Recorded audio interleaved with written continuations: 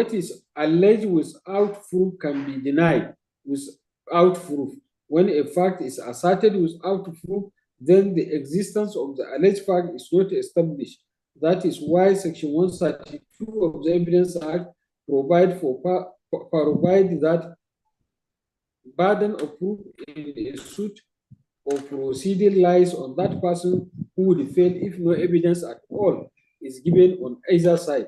Counsel submitted from Exhibit D1 issued by the first defendant, the tenure of office was clearly stated, and same applies to every appointee until renewed by a new or subsequent administration.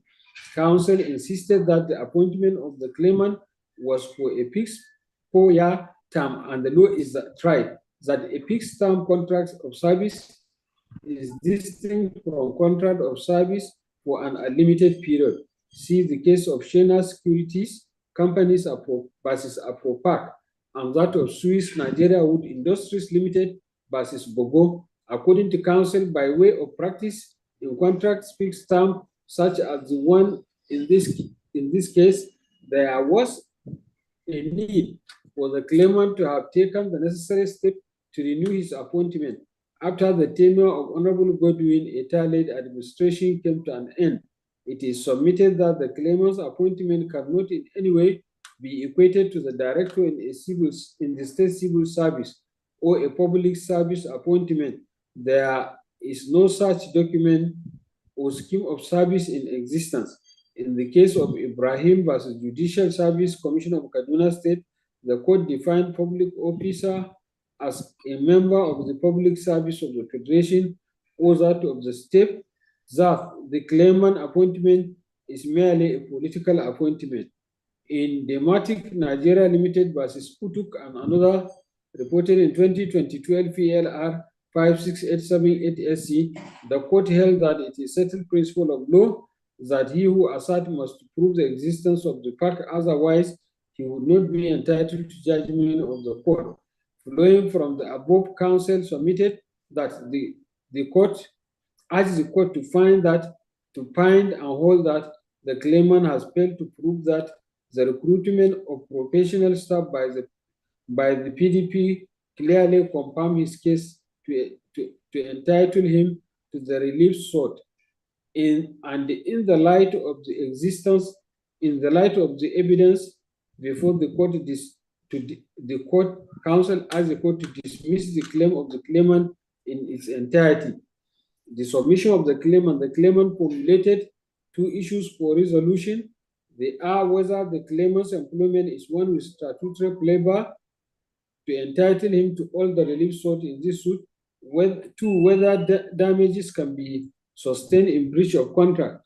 In arguing issue one, counsel submitted that the claim that the combined effect of Exhibit C1 and C2, letter of appointment and report of special committee on the recruitment of professional staff by the state's PDP clearly confirms that the claimant held his employment under statute.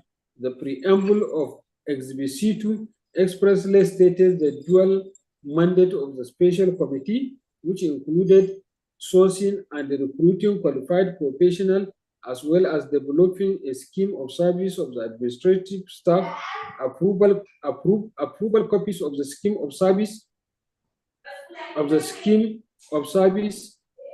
for the administrative staff, which is in the custody of the dependent, were not produced despite notice given in paragraph 7 of the statement of claim of the statement of facts for the production of same document. The non-production of the document is deliberate ploy to prevent justice in this case. On the meaning of employment with statutory labor, counsel relied on the case of NIIA versus Anyafulu, where it was stated an employment with statutory labor is that employment where the procedure for employment and discipline are governed by statute. Reference was also made to the case of Imolome versus Wayek, where the Supreme Court stated that employment with statutory labor is one where the appointment and termination is governed by statutory provision. Council submitted that in the instant case, what is in contention is not whether there was employment, but whether the employment extends to the new executive committee of the dependent, and it did not.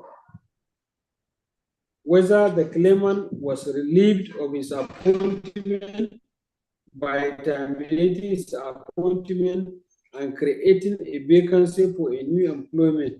The answer is in the negative. The claimant's appointment was not dismissed or terminated as required statutorily. Council pointed out there is a distinction between mere wrongful termination of appointment and a complete absence of dismissal or termination of an appointment. This latter one is a case of invalid or null dismissal or termination of appointment. Council also refers to a case of NIA versus Anyapulu, where it was stated that where, however, as in the instant case, the court has made a finding that dismissal or termination of a service was null and void, there is no dismissal or termination. Council submitted in the case at hand, the claimant went through a recruitment process, subsequently issued an appointment letter by the first defendant in its corporate name, People's Democratic Party, Cross River State branch, and served under 3 consecutive executive committee elected under it until February 2022, when the claimant voluntarily resigned as pleaded almost a year after the substantive executive committee under the chairmanship of the second defendant was inaugurated. On whether an employer has the right to terminate an employee's appointment at will, the Court of Appeal, according to counsel, the Court of Appeal, in the case of Governor of Ekiti State versus Ojo, has this to say: an employer of an employee with statutory labor has no right to terminate his appointment at will because the employee does not. To determine the employment, the employer has a duty to comply with the conditions precedent in the conditions of employment, failing which such determination will be held to be ineffectual and void. In the instant case, the defendant bluntly refused and or neglected to produce the scheme of service of the administrative staff issued by the special committee of the defendant. It is further stated without equivocation that the claimant was neither queried nor suspended from duty. Granted, but not considering that his appropriate disciplinary procedure should be followed in determining his employment. The defendant did not prove any indictment or any communication in writing to the claimant. Counsel asked the court to resolve issue 1 in favor of the claimant. On issue 2, whether damages can be sustained in a breach of contract, counsel submitted once there is established breach of a contract, generally damages can be awarded. In the case of general damages, it arises from the losses said to have been incurred as a result of adversity, and it does not pleaded or prove to circumstances surrounding the contract and the breach thereof. In Cameroon Airlines versus Otutuzu, the damage, it was stated as follows: once a breach of contract is established, damages follows. General damages are thus losses that follow naturally from the adversary, and it is generally presumed by law, as it need not be pleaded or proved. Counsel also relied on the case of UBN Limited versus Odusete Bookstores Limited, Counsel submitted that in civil cases, decisions are based on preponderance of evidence, where parties testify before the court and call witnesses. The court is enjoined to set up an imaginary judicial scale on which the piece of evidences, where pieces of evidences are placed in order to weigh the evidence of both parties, not by the number of witnesses called, but by the pieces of evidence, so as to see which side of the weight tilt. In support of this submission, counsel relied on the case of Mogaji versus Odofi, and that of STB Limited versus Anumnu. Counsel asked the court to exercise this duty. Counsel contended that this case not being one of wrongful termination of employment, where the mandatory condition is the pleading, production, and tendering of terms and conditions of employment, but this is a case of proof of whether an employment took place, and if so, whether it was a casual employment or a statutory employment as contended by the claimant. The claimant has sufficiently discharged his duties, tendering a letter of appointment by the institution after the processes of recruitment, Exhibit C1, as well as evidence of salary payment, Exhibit C3. Counsel contended the defense witness admitted the existence of a contract of service with them, but contended that it ought to have expired along with the executive committee he first served. This argument is clearly untenable because while the first executive committee tenure expired in 2015, the claimant's employment continued with the second executive committee up to 2020, as shown in Exhibit C3 bank statement for salaries payment. A caretaker committee ushered in the third executive committee, headed by the second defendant, who himself provided a forum for inauguration, briefing by the claimant as administrative secretary on the state of the party at inauguration.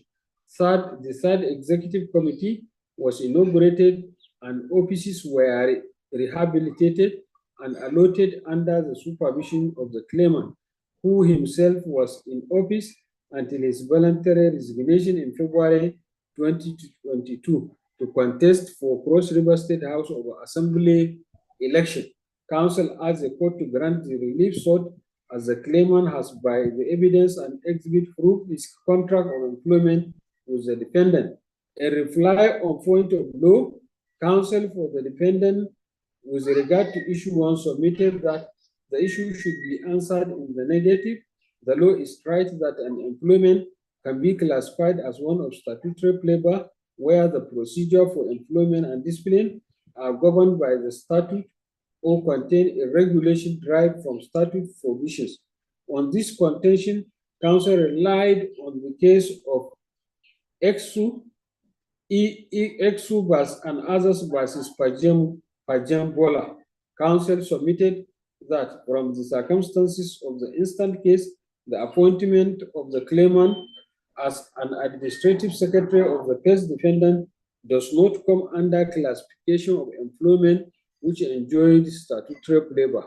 The appointment of the claimant is clearly not that regulated by any statutory provision and therefore is not within the purview of the cases cited in the claimant's final written address. On this, counsel relied on the case of NIIA versus Ayamfunu Sufra, and that of Imolome versus White, also Sufra. Counsel asked the court to find and hold claimant's employment does not enjoy statutory labor and same should be dismissed. Court decision. I have considered the processes filed by the parties, the evidence adduced in support of the position maintained by the parties. I have as well given thorough consideration of the written and oral submissions of counsel for the parties. The claimant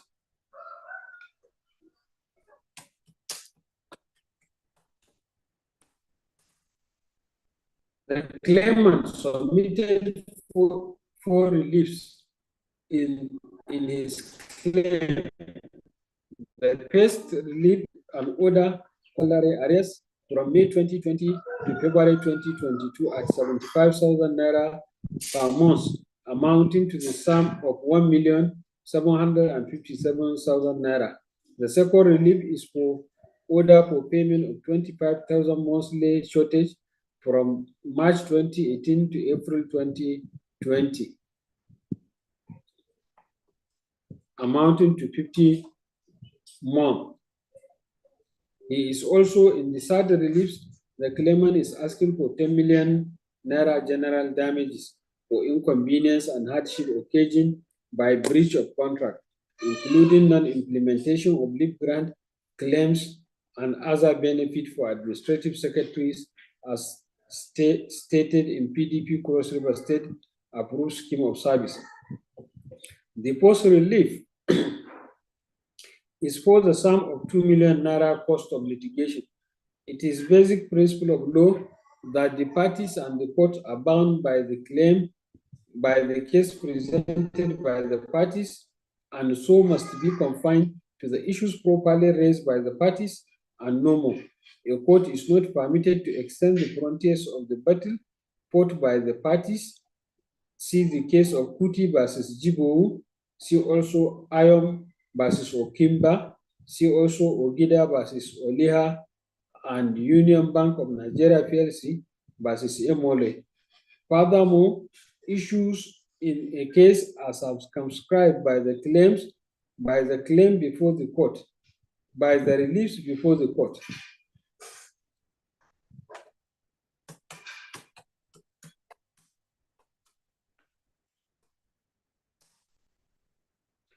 As constituted by the press, all arguments and finding not related, all arguments and finding not related to the press are amiss. See the case of Salami versus Women Bank of Nigeria PLC and that of Gabriel Aptibi versus Kabel Metal Nigeria Limited. In the case at hand, my consideration will be restricted to the poor relief sought by the claimant. However, before delving into the substantive claim before the court, I shall at this juncture consider some preliminary issues raised by the parties in their pleadings. The first is the claim by the claimant that his employment is that enjoyed statutory labor. In other words, his employment enjoys statutory labor. The defendants have debunked the claim of the claimant and asserted that the claimant case is that of master and servant. It is settled position of the law for a contract of employment to enjoy statutory labor. The employment must be an appointed employment where the procedure for employment and discipline are governed by statute. This means that the terms and conditions governing the employment must have support of the statute. Therefore, the statute must provide way and manner in which the relationship may be determined. See the case of FMC Ido Ekiti versus Olajide. See also Olanian University of Lagos. See Odiase versus Auchi Polytechnic. See Olafi Mehin versus Nova Le Technical Limited. See also Nigerian Airways Limited versus Okutobo. See also Pakwade versus Obakumi Awolowo University Hospital. See also Imolome versus Wayek and NIIA versus Ayampu. It is surprising that the claimant who claims that his contract of employment enjoyed statutory backing has not referred the court to the statute that governed the employment or under which he was employed. SBC and C2, which claimant is heavily relying to support his claim that his contract of employment with the first defendant enjoys statutory labor, are not statute. They are mere documents, not legislation. In the circumstances, I have no difficulty in coming to the conclusion that the claimant's employment has no statutory flavor. Another issue which claimant has made heavy weather on is the refusal of the dependent to produce scheme of service despite being given notice to produce same. The claimant has insisted that notice has been given to the dependent to tender scheme of service, but failed and neglected to produce it. The council, by insisting on the failure of the dependent to produce scheme of service, which he demanded it to be produced, seems to be oblivious of the fact that what give notice to produce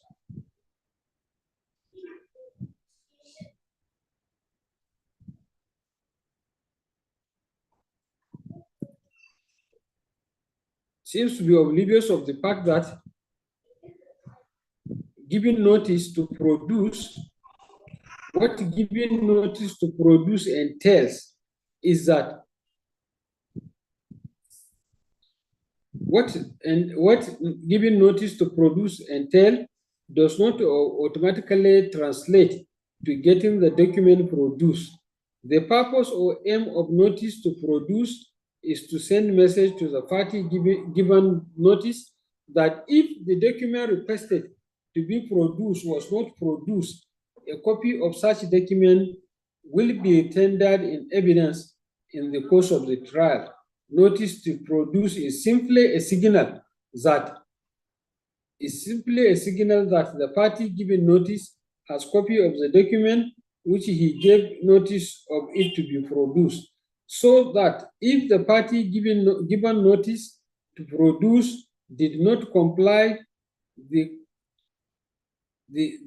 party that gave notice will be entitled to rely on a copy of that document.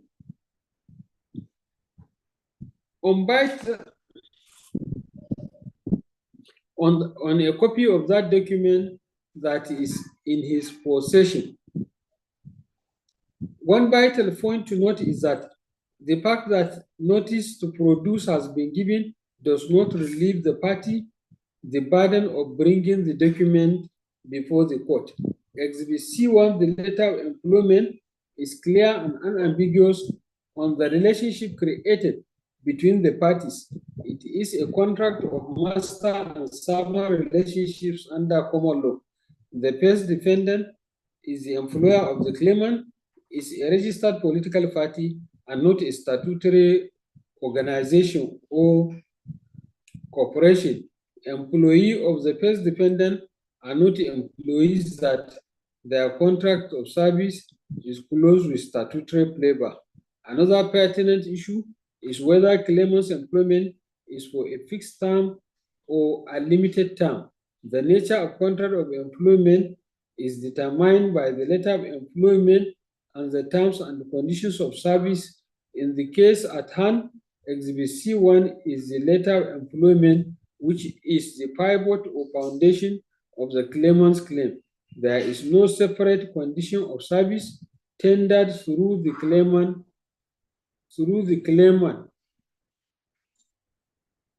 There is no separate condition of service tendered, though the claimant has alleged it exists.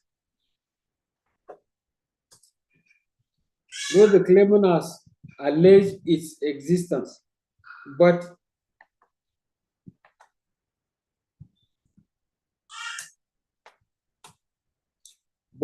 he never tendered it. In the circumstances, the court, not being a soothsayer, cannot venture into speculation on purported scheme of service that was never made available to it. Therefore, I will confine my consideration of the issue based only on Exhibit C1, the letter of employment, which has been described as the bedrock of the contract of employment. For ease of reference and clarity, I hereby reproduce the content of Exhibit CW1. It reads, People's Democratic Party, Cross River State, 42A Murtala Mohammed Way, Calabar. Address, Barrister Peter Babia. Number 5, Azikwe Street, Calabar. Sir, letter of appointment. I wish to inform you that the State Executive Committee of the People's Democratic Party, Cross River State, approved your appointment as the Administrative Secretary of the party with effect from 1st of July 2013 on a monthly allowance of 75,000 naira. You are also hereby requested to report to the party secretary on July 2017 for documentation and orientation. And further directives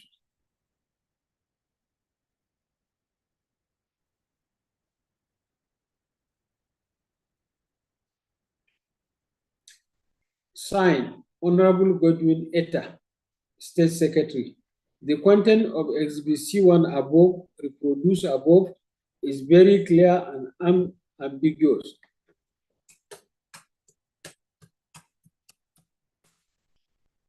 The words therein, being clear, must be given their literal and natural meaning.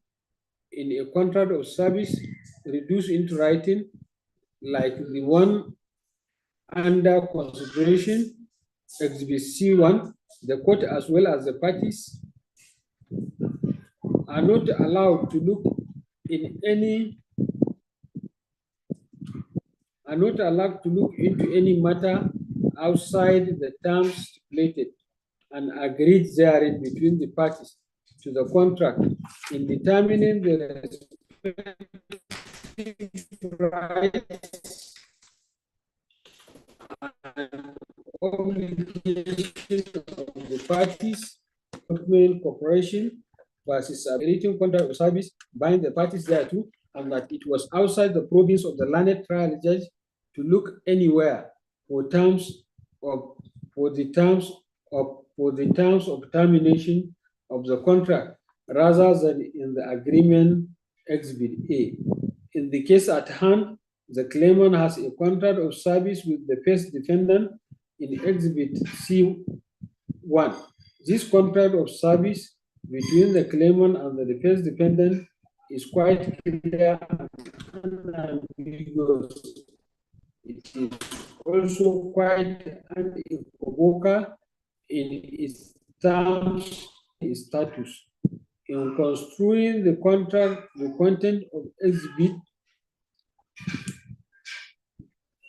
Exhibit C1, the court will confine the consideration to the words and meaning which can be derivable from the provisions contained therein. See Adebite versus College of Medicine, University of Lagos. See also Nigerian Produce Marketing Board versus Adeumi.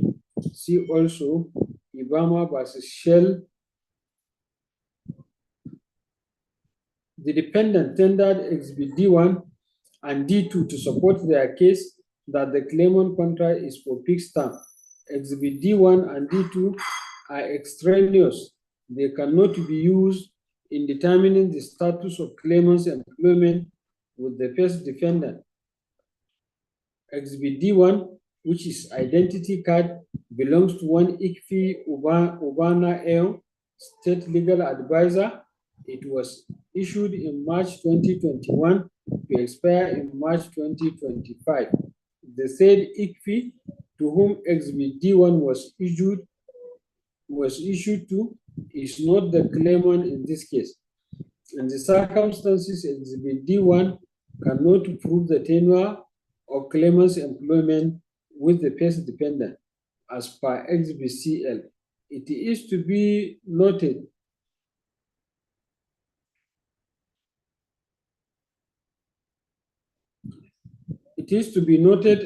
that contract of employment is personal to the employee. It cannot be based on other person's contract as they entered into agreement differently. The person that is said to have a fixed contract in Exhibit D1 is not the claimant in this case and is not a party to this suit. contract of employment is personal to the employee. Therefore, the defendant cannot rely on a document respecting a party who is not a party to the case to determine the status of employment. Furthermore, Exhibit D1 is not contract of service, is an identity card identifying the person whom it was issued to as personnel of organization that issued the identity card. The date on the identity card cannot be proof of fixed stamp. All that the date does is to show when the identity card was issued and when it expires. Therefore, reliance on Exhibit D1 will not assist the case of the defendant. For Exhibit D2, it cannot establish tenure of claimant's employment. All that Exhibit D2 can do is to show that the defendants have responded to the claimant's letter of demand. The claimant has even claimed that the said letter was never served on him and the signature on it was forged. The defendants did not react to debunk the claimant's assertion that Exhibit 22 was not served on him.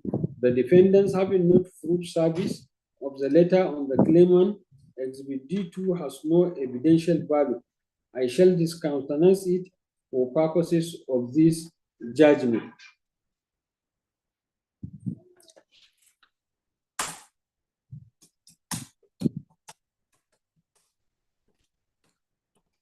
By Section 101 of the Evidence Act, this court, as well as the appellate court, has the power to compare writings or signature in case of a dispute. In the case at hand, I have compared the signature on Exhibit D2, where it was alleged, I have considered the signature of the recipient of Exhibit D2 and also the signature on Exhibit C4, which is claimant signature, and I found the two signatures not to be the same. That is to say, Exhibit D2 was never signed or received by the claimant in this case. It is patently clear to me from content of Exhibit C1 that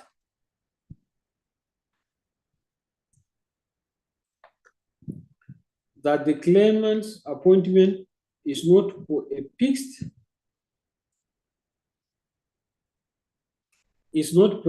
term, as there is no mention in it of any tenure or duration of the appointment with the first defendant. It is also clear from Exhibit C1 that the claimant's contract of service with the first defendant has beginning what the period it will last or its maximum duration has not been stated. In view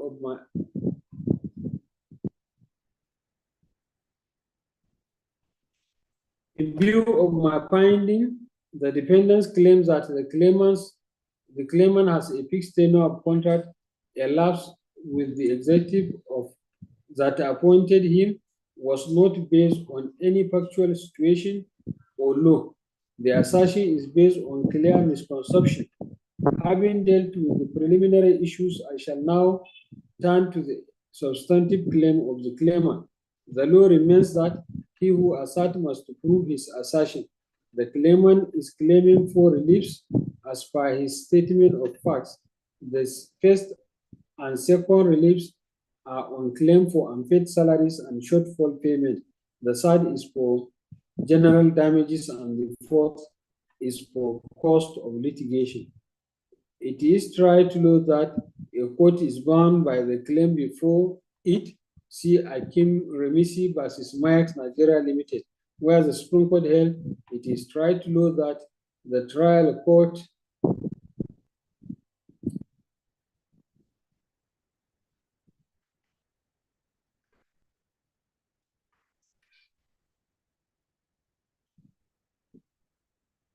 In view of my finding,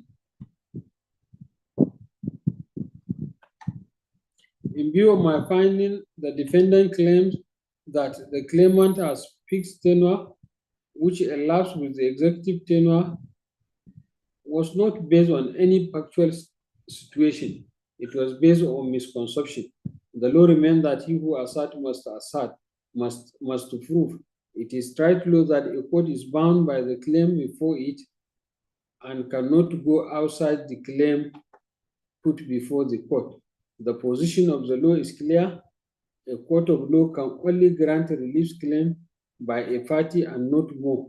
It is right that a court is duty bound to adjudicate between the parties on the basis of claim formulated by them.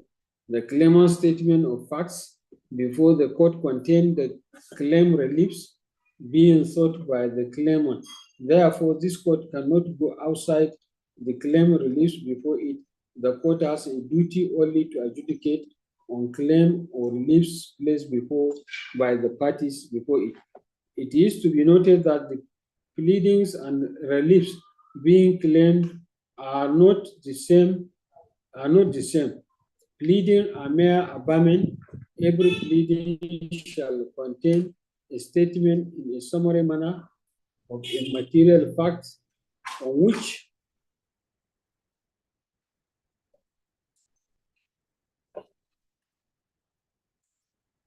which the party pleading relies for his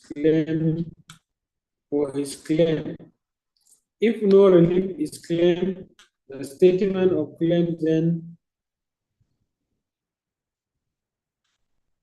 has not raised any issue between or joined any issues between the parties. It follows, therefore, quantifiable and devoid of speculation. It is further the law that for a party to be granted any relief by a court of law, he must not only plead with particularity, but also prove by credible and convincing evidence that he is indeed entitled to the relief claim. See University of Jos versus Ike Gueha.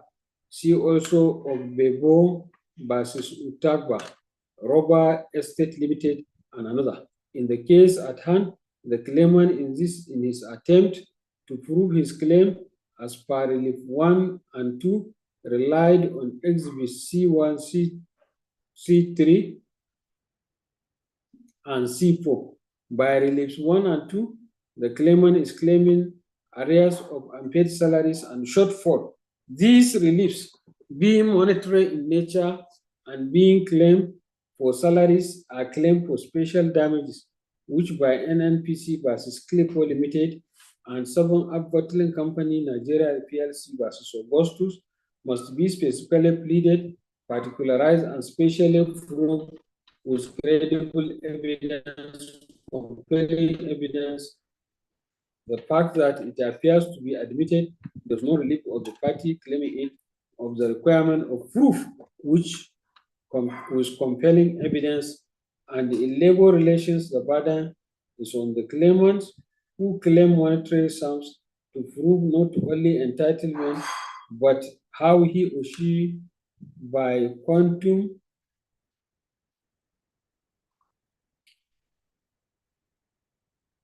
how he arrived by the quantum of same. For proof of the entitlement is obtained by reference to instrument or document that grants such entitlement. Not oral testimony of the claimant except if corroborated by other credible evidence. In fact, in the case of Mr. Joseph Akinola versus Lafarge Wafco, it was stated that it was specifically purchased against reliance on an oral contract as proof of such entitlement. It is also the law that where a claimant is claiming payment of salaries, he is in law required to establish that he is an employee of the dependent employed on specific salary and he worked for the period of claim. See the case of Honica Sawmill Nigeria Limited versus Hof, where it was stated, I quote, as between employer and employee, the onus is on the employee to prove the employer employed him on a stipulated salary and that he worked for the employer during the relevant period. It is for the employer to prove not only that he paid the employee his salary for work done by the employee in the relevant period, but also how much the salary that he pays the employee, unquote. The burden of proof in civil suit or proceedings lies on the person who would fail if no evidence at all were given on either side. In the instant case, the onus of proof lies on the claimant who will fail if no evidence at all were given on either side. He also asserted existence of certain facts. The burden is on him to prove those assertions for him to succeed in getting favorable judgment from the court. However, the burden of proof in civil is not a burden that does not shift at all. This means the burden shifts from one side to another in consonance with the developing circumstance enterprise sections 131, 132, 134 of the Evidence Act. As pointed out earlier in this judgment, the claimant is, in order to prove his relief 1 and 2 tendered Exhibit C1, C3, C4. Exhibit C1 is the letter of appointment of the claimant as administrative secretary of the first dependent. It also stated that the claimant will be paid allowance of 75,000 naira.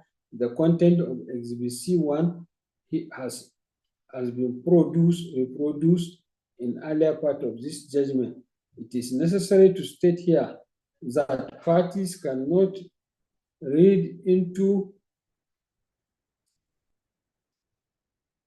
a document what is not there, or read out of it what is not there.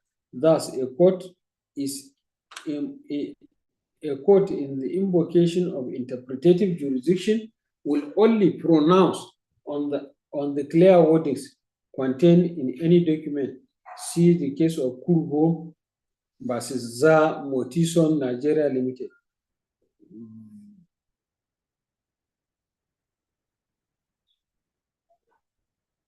See also the case of Adebiti versus College of Medicine, where the content of a document or provisions of statute is clear or ambiguous.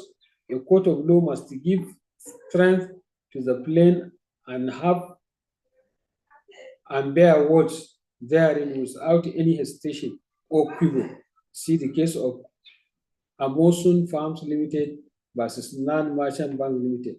See also Okumugo versus Egbe. See also Ogwanya versus Okudo. The law has also prohibited use of parole evidence to change or alter the terms of written agreement. See the case of UBN versus Ozugi. See also UBN versus Saks Nigeria Limited and UBN Limited versus Nwokolo. In Exhibit C1, what the claimant is to be paid is allowance in the sum of 75,000 naira per month, not salary. There is no mention of what salary the claimant was to be paid on monthly basis, as Exhibit C1 is silent on salary of the claimant. For the purpose of clarity, it is apt at this juncture to consider what salary and allowances means in law.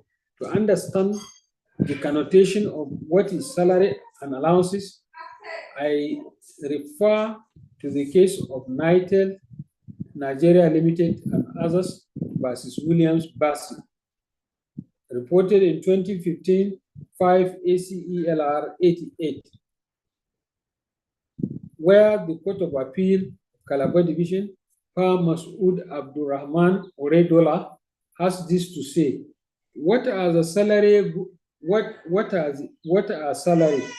Gross salaries and gratuity.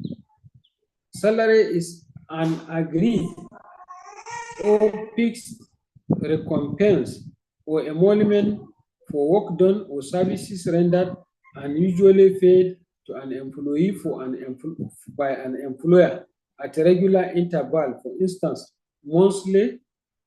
As for gratuity, it is a nature of fringe benefit given to an employee for a deserving meritorious service. On the other hand, basic salary and all entitlement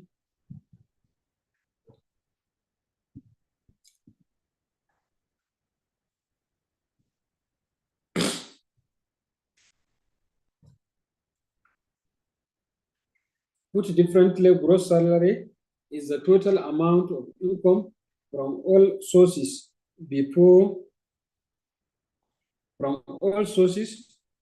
any deductions are made. Thus, gross salary can be contradistinguished from basic salary. Hence, while the former includes the latter does exclude the former.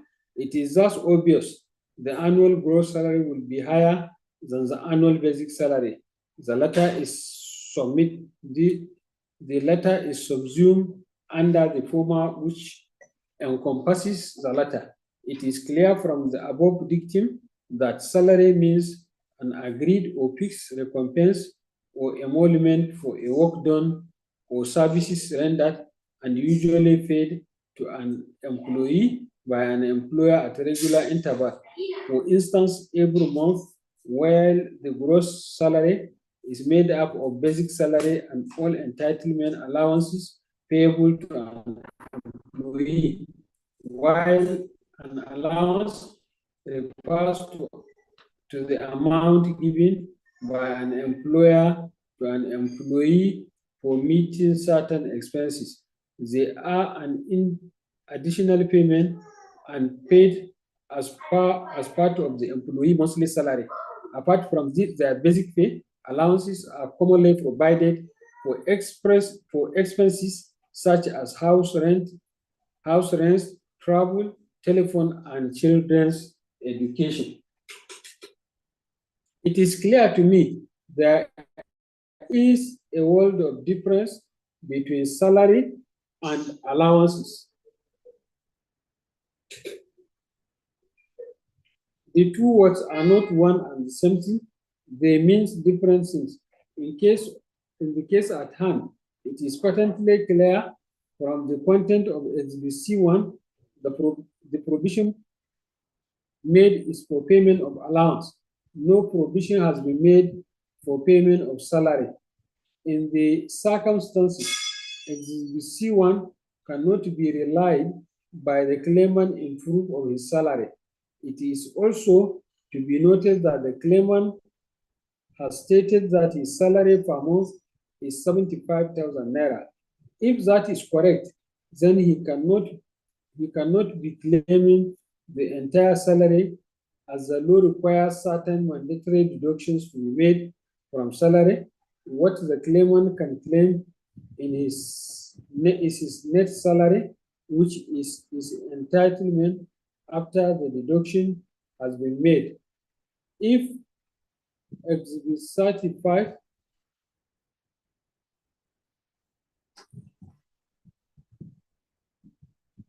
a careful perusal of the concept of Exhibit 3, the claimant's bank statement of account will show that what the claimant was paid as salary per month is the sum of 50,000 naira and not 75,000.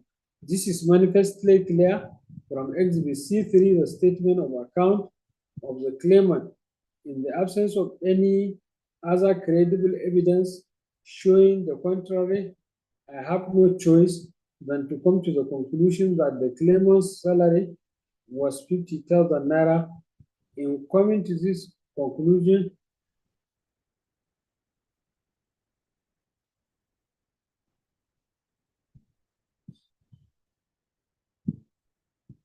a careful perusal of the content of Exhibit 3, the claimant's bank statement of account will show that what the claimant was paid as salary per month was 50,000 naira and not 75,000 naira.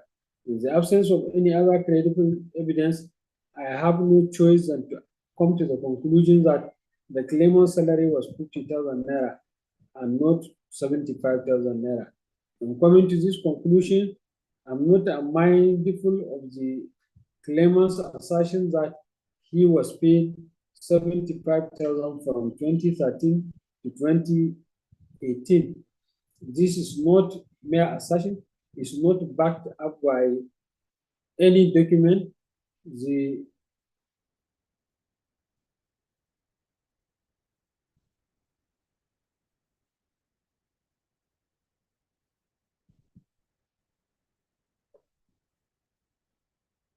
From the above analysis, it would be correct to say that claimant's salary per month was 50,000 naira per month. This conclusion has knocked off the bottom of the claimant's claim on shortfall. The said claim, as per Relief 2, failed, same is hereby refused, as claimant has not been able to prove shortfall of any payment. With the finding that the claimant's salary was 50,000 naira and not 75,000 naira, the question that need to be answered is, has the claimant proved entitlement to 21 month unpaid salaries from May 2020 to February 2022, when he purportedly resigned his employment? The claimant has deliberately failed to tender his letter of resignation despite pleading same in his statement of claim. The said letter was part of the document concluded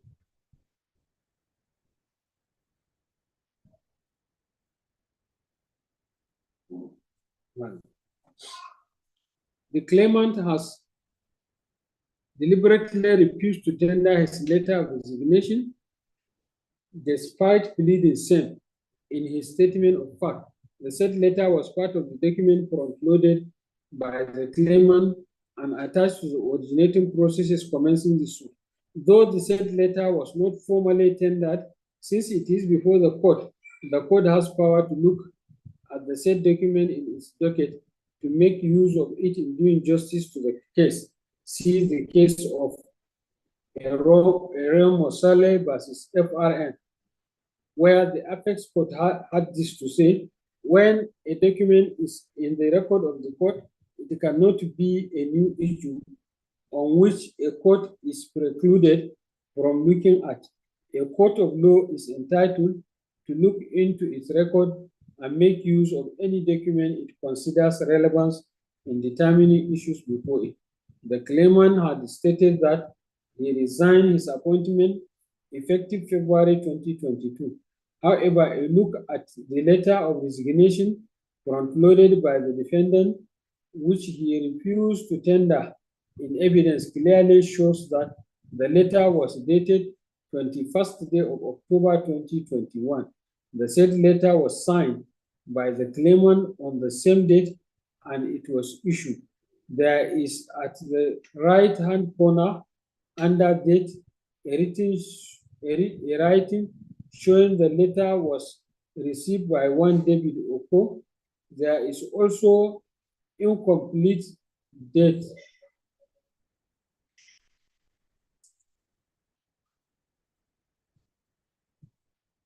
There is also incomplete date of receipt of the letter, stated to be 22nd day of February 2022. This has raised doubt to the exact date of resignation. If it is true that claimant resigned his appointment on 22nd day of February 2022, why should the claimant's purported letter of resignation be dated 21st day of October 2021? And in the body of the letter, no mention was made of the date in which resignation is to take place. In view of the issues pointed out, I am of the firm belief that claimant did not resign on 22nd day of February 2022. Rather, he resigned on 21st day of October 2021. The claimant's contract of service, being one of master and servant relationship governed by common law, is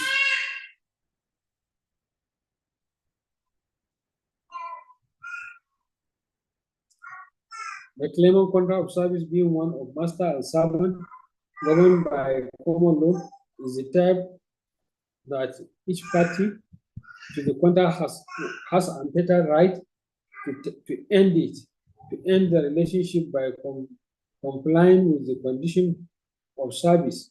In this case, no condition of service has been tendered. In the circumstances, the common law conditions of contract of service will apply. This means for a resignation to be valid, reasonable notice has to be given. From the content of the letter resignation, the claimant resign with immediate effect. This means no notice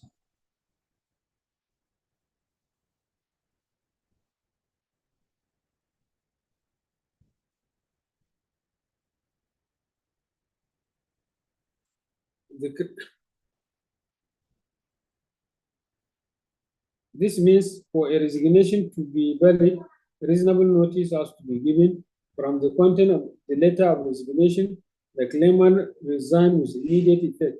This means no notice of resignation was given. This has rendered the resignation wrongful.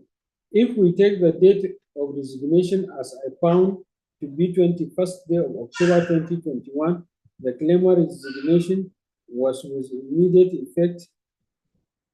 Likewise,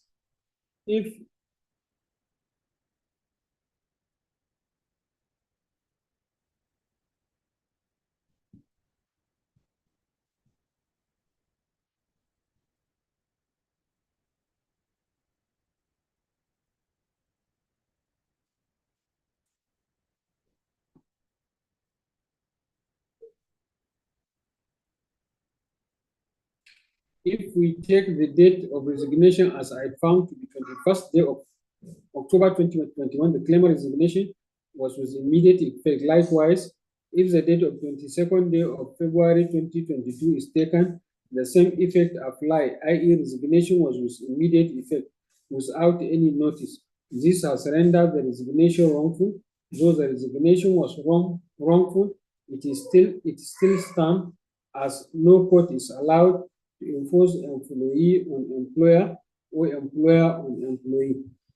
The defendants have in their pleadings stated that claimant did not work as administrative secretary to the defendant during the tenure of second defendant, but the claimant has contested the claim of the defendant. He insisted that he served as he was the one that received the caretaker committee headed by the second defendant when the then claimant defected to join All Progressive Congress, APC. He also stated he delivered inaugural address. The defendants have not debunked the claimant's claim. In the circumstances, I came to the conclusion that the claimant served as administrative secretary for the defendants up to the time of his resignation on 21st day of October 2021. In the circumstances, he is entitled to be paid his salary from May 2020 when the defendants stopped paying him salary in 21st day of October 2021. From May 2022 to October 2021 is a period of 18 months. The claimant is entitled to be paid 50,000 naira as salary, which was the last salary he was paid in April 2020. As per XBC 3, the sum of 50,000 naira, if multiplied by 18, will give the sum of 900,000 naira. The defendants are to pay the claimant the said sum of 900 naira as his unpaid salaries for 18 months. Or relief 3, which is for general damages in the sum of 10 million naira for inconvenience and hardship occasioned by the breach of contract of employment and non-implementation, leave grant and other benefits. The relief is vague and uncertain in that there is no lump sum claim. Is that the lump sum claim for various heads of claims. Lump sum was claimed for various heads of claim, which for inconvenience, hardship as a result of breach of contract and non-implementation of scheme of service. The claimant has also not specified what sum out of the total sum obtained being claimed are for the various subheads of the claim. This has rendered the reliefs otiose and confusion. In Shell Petroleum Development Company versus Lowndes and Jack, it was held that damages claimable in an action for breach of contract of service do not extend to injured feeling or loss of reputation. The law is beyond reproach that for a party to be granted a relief by a court of law, he must not only plead with particularity, but also prove by credible evidence, convincing evidence that he is indeed entitled to the relief's claim. See University of Jos versus Ikogoha, see Ogbebo versus Utaga Roba Estate. The claimant, having failed in his duty,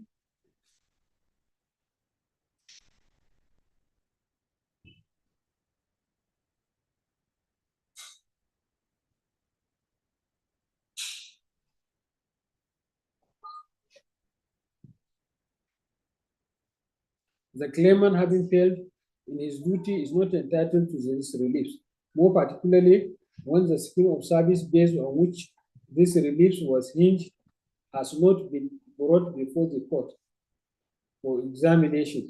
This relief failed, same is hereby refused. Or relief 4 is for cost of litigation in the sum of 2 million. The claimant has not tendered any receipt in proof of the amount being claimed. This claim failed, same is hereby dismissed. From the foregoing analysis and finding, the claimant is only able to partially succeed in respect of relief 1, which is entitlement to 18 months salaries from May 2020 to October 2021, and he is entitled to be paid the sum of 50,000 naira per month for 18 months, which amount to the total sum of 900,000 naira. The defendants are hereby ordered to pay the claimant within 14 days from the date of this judgment the sum of 900,000 naira, being his unpaid salaries for 18 months. The monetary sums payable as per this judgment shall attract 10% interest per annum if not settled within 14 days. Judgment is entered accordingly. As the court pleases.